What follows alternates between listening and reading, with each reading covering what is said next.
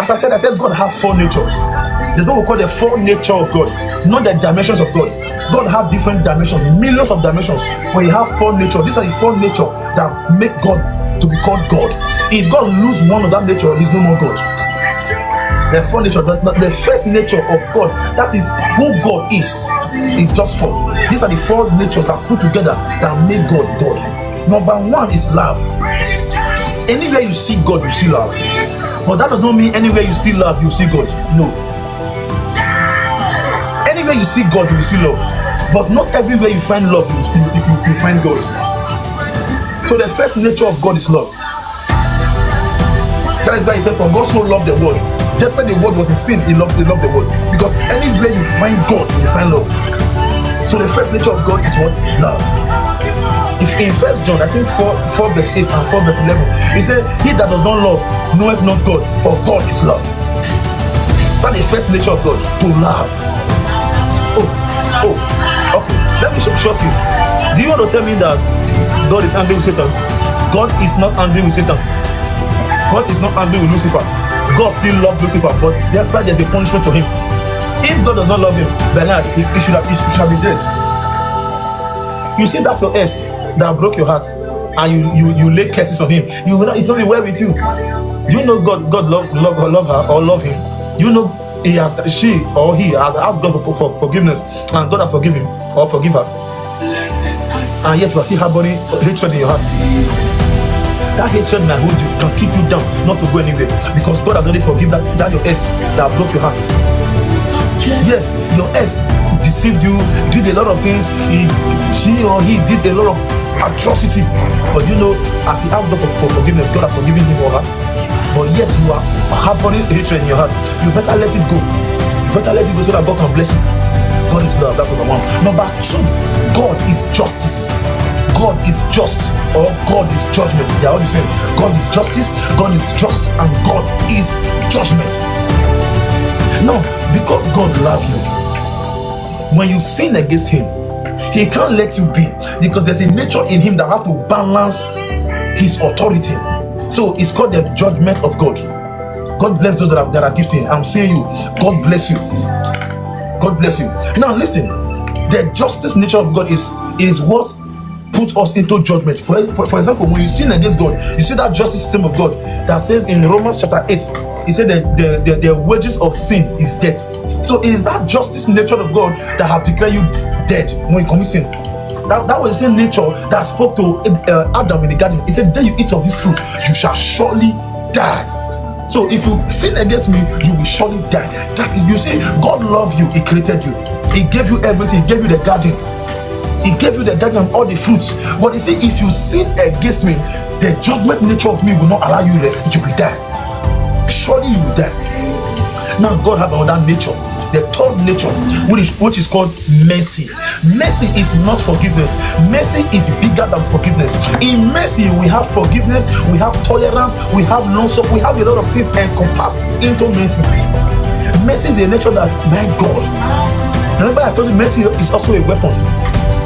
Mercy is a weapon. It's a divine shield. It's a divine shield that mercy can fight God himself.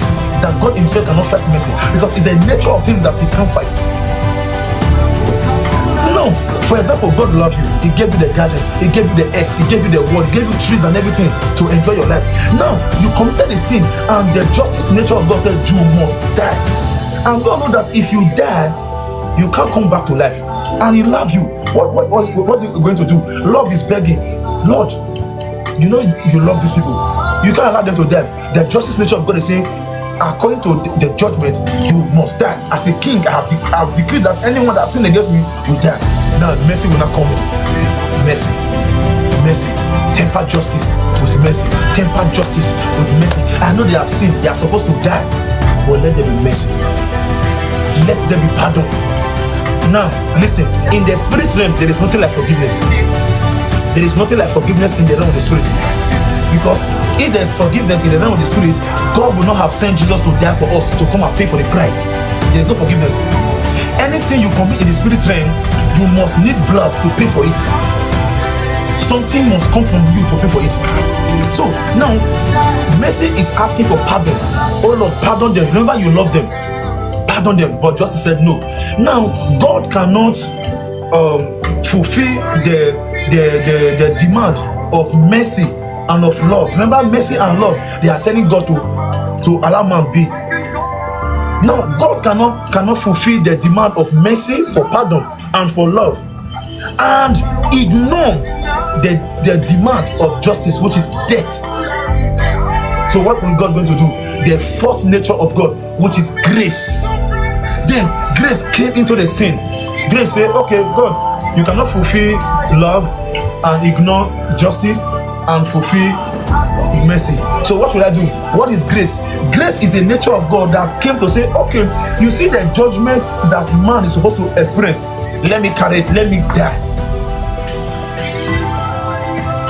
That is why in the New Testament it was recorded that it was not the Jews, it was not the Romans that killed Jesus. That was it, and Jesus laid down his life so that he can take it up again, because no one can take his life from him. So God himself killed himself for himself. Who is the God? Jesus is grace. So Jesus was grace personified. Remember, Jesus is God. So God entered a vessel called man, and that vessel called man was tagged grace. That was one of the nature of God. That is why the Bible says Jesus is the fullness of the Godhead.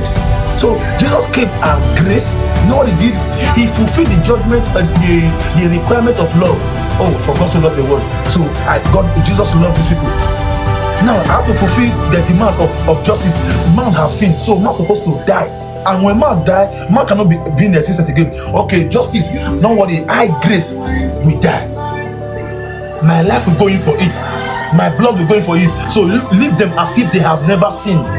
Justice said, I accept. Then he told mercy, I have now pardoned these people.